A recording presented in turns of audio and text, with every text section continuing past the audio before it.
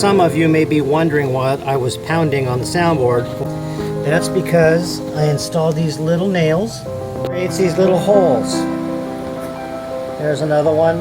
That's precisely locates position of the rib.